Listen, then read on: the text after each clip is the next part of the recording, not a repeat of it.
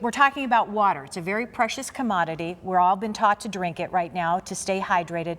But what about our wildlife out there stuck in the desert? There's a way for you to help.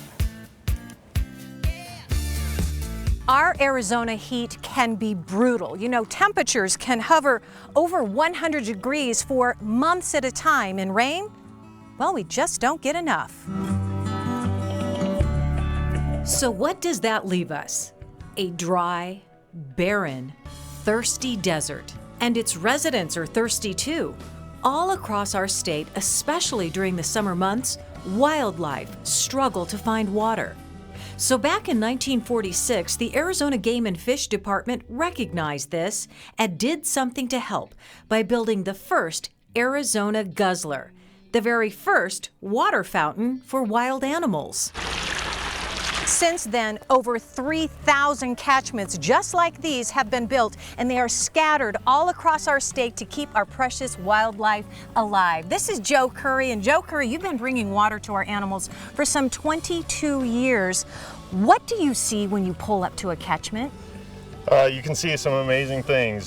Sometimes you'll see the actual wildlife using it. We've seen bears taking baths in them. We've seen, deer families drinking, quail, just any kind of wildlife you can think of. You say sometimes they're even waiting for you to get there. They hear the truck pulling up. Exactly, yes. We've even had it on bad years where the catchment's very low, and when you're dumping the water, it's almost like they know what's happening, and they'll come and they'll stand at a distance because they're still wild animals, but they're waiting for you to leave so they can come and get a drink of water. Why is it so important to our wildlife to have catchments like these? It's because it's a desert. It's probably one of the most harshest landscapes in the world to try and survive in. And with human intervention of highways, canals, cities, and everything, we've compromised where they can travel to go get water and everything like that. So we're bringing the water to them. Let's talk about the biology, the science behind this, the catchments all across our state. How do you pick where a catchment should be placed? So a lot of times during like survey times and just places where we see wildlife a lot. And then what we've also noticed is how far an animal will travel for water. So our average animal will travel about 1.5 miles or 2 miles. So we've tried to spread them out about 4 miles apart, and there's some areas that we don't deal with because there is a stream or a lake. So we just got to make sure that we stay far enough away from other sources. What would happen if we didn't have these catchments?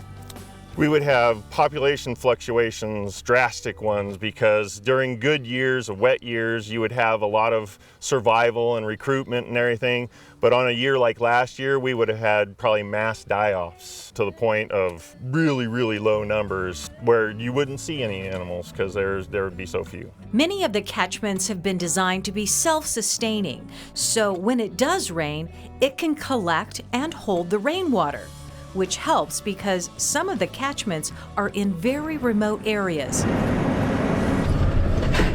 Just getting there can be a challenge, physically and financially. The department recently started a text donation campaign to help defray some of the maintenance costs for this particular program. As a lot of people can imagine, it's very expensive to help deliver some of the water to some remote locations around the states. A lot of times we even have to airdrop water in, and those costs do add up.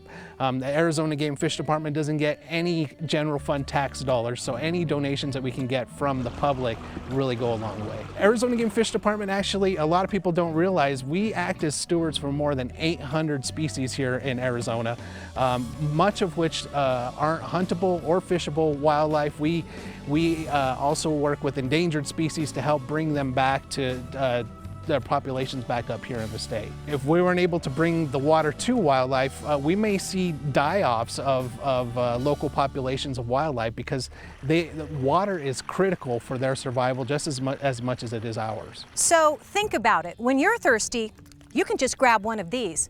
But what about our wildlife? You can help keep these catchments full. Here's how.